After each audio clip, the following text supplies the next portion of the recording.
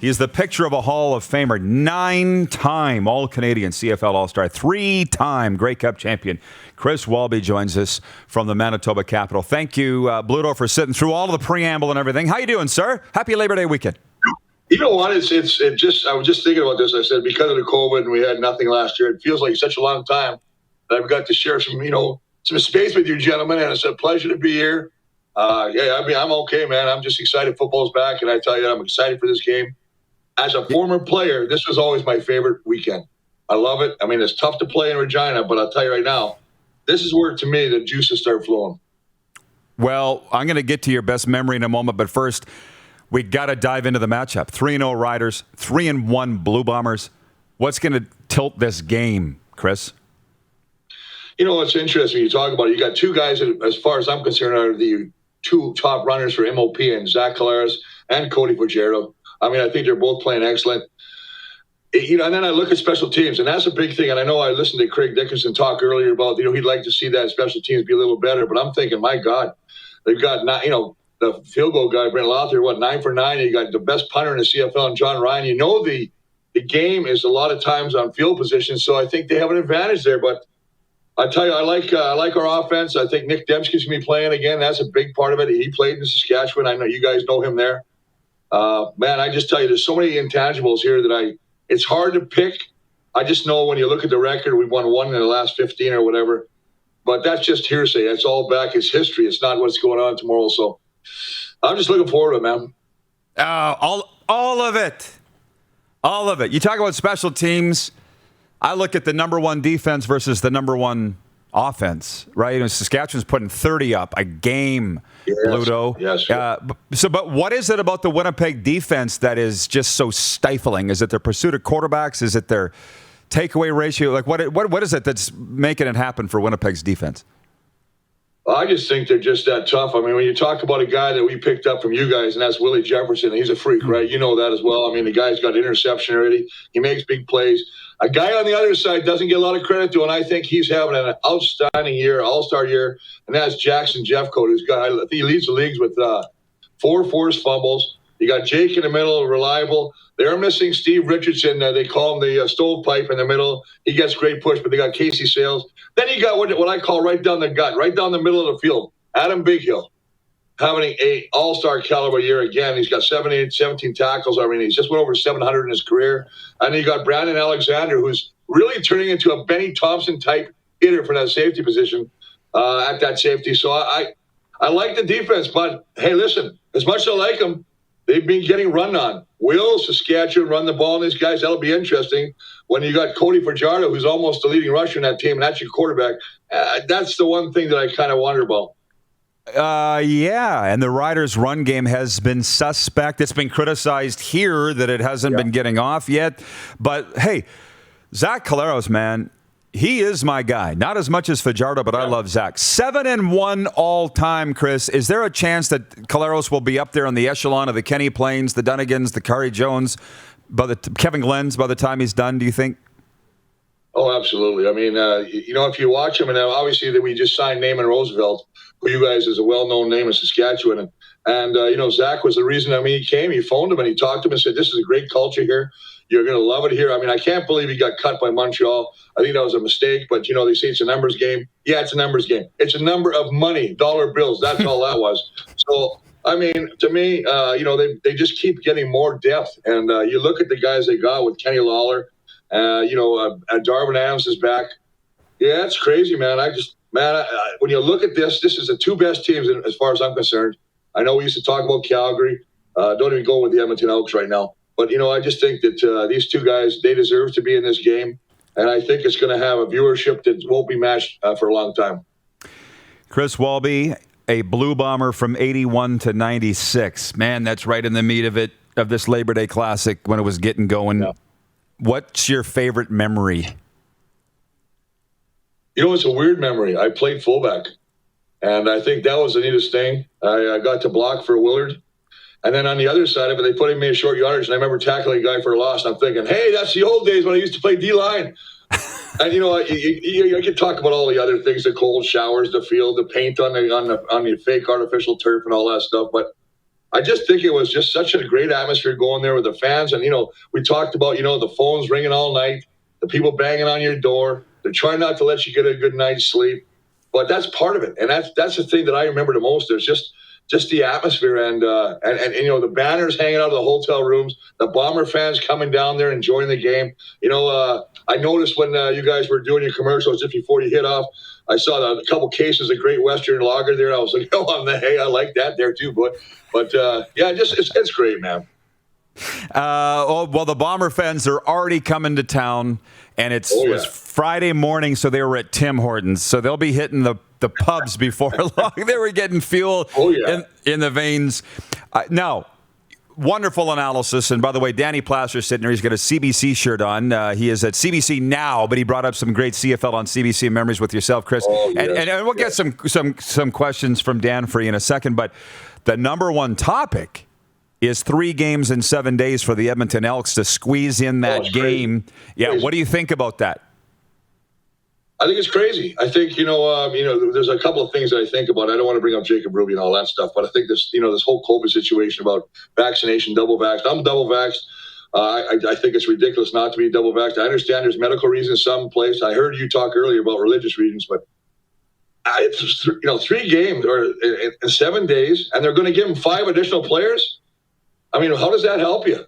If you get 5 additional players, are those guys going to have to get into practice time? I mean, I don't understand how they're going to do that. So to me, I don't know. You know what? I know they're trying to do the right thing and not cancel the game. And remember, they were so stout, and they're going to, if you don't got 85%, you're going to lose the game. The other team gets, and the players don't get paid.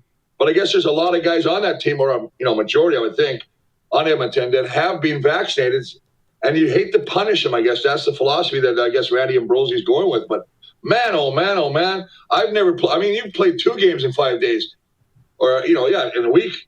But how about 3? I mean, you know what? As you get older, man, you can't recover like that. I think there's going to be a lot of injuries. I don't think this is the right move, but I don't know. Listen, I'm not the commissioner. I think they're trying to do something to save. They don't want to start going down that rabbit hole right now. I'm going to lighten things up a little bit here for sure. For as much as a Rider fan that I hated you on the field, I loved you so much in the booth when you did CFL on CBC. How much fun did you have in the booth, and was it talk about the adjustment from playing into the booth, and why aren't more offensive linemen analysts? Like, come on now. That's who should be the analyst. You know what? I'll tell you truthfully, you know what? When I first got that thing, and Ken Austin was the guy that was supposed to do the color. We were supposed to be game day, kind of, get about 4 or 5 hits. And Scott Oak from Winnipeg recommended, I was doing a show called The Walby Show where I was filming guys on the plane, landing fake airplanes on their head and all this kind of stupid stuff, marrying people on the plane on trips.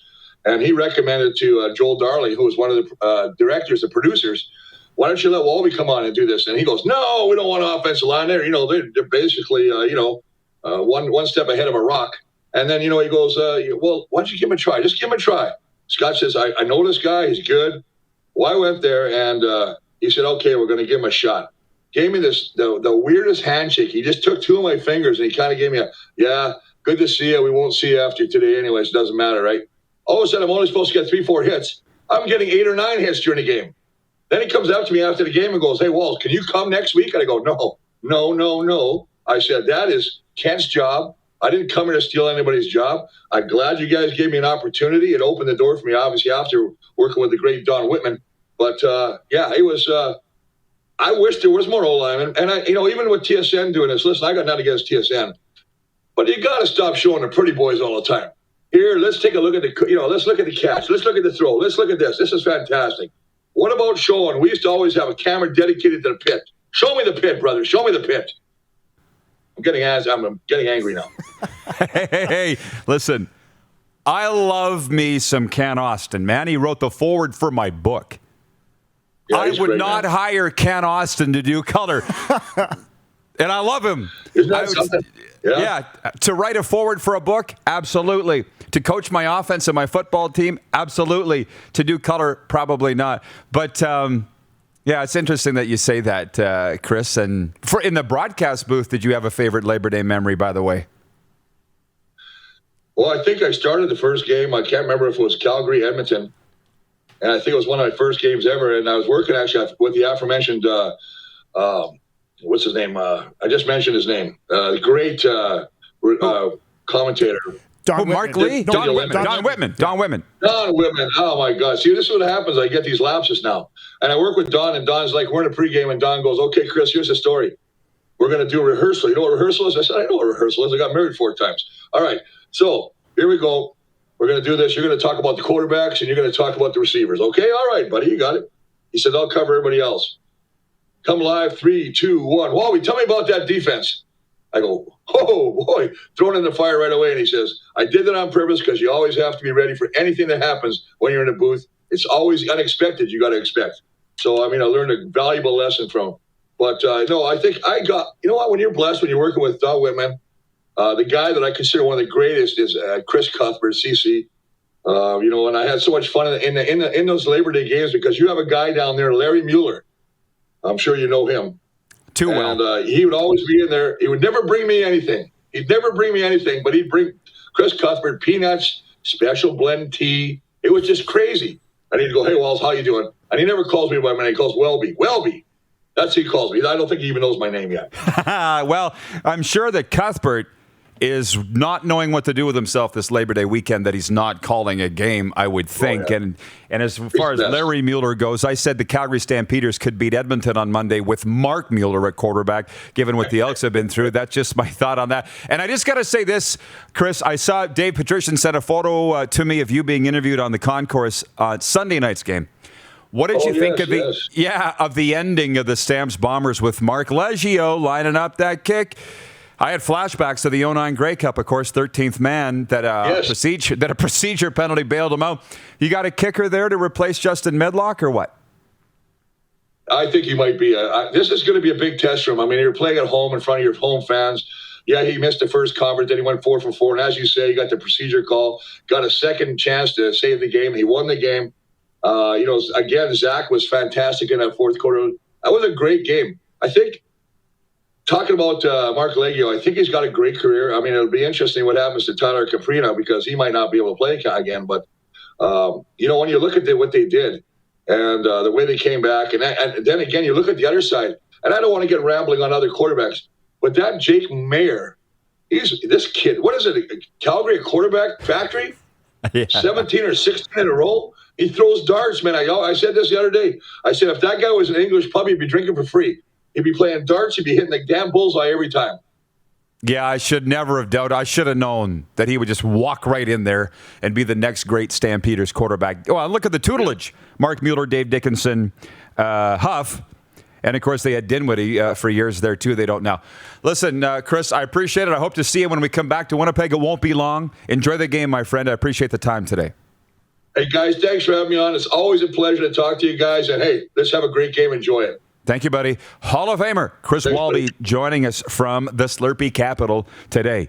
Hey, everybody. Thanks for watching the RP Show on YouTube. And don't forget, we're live daily on YouTube from noon to 2 Eastern. If you like what you see, hit subscribe. And if you like the program, check around for other segments of The Rod Pedersen Show here on YouTube.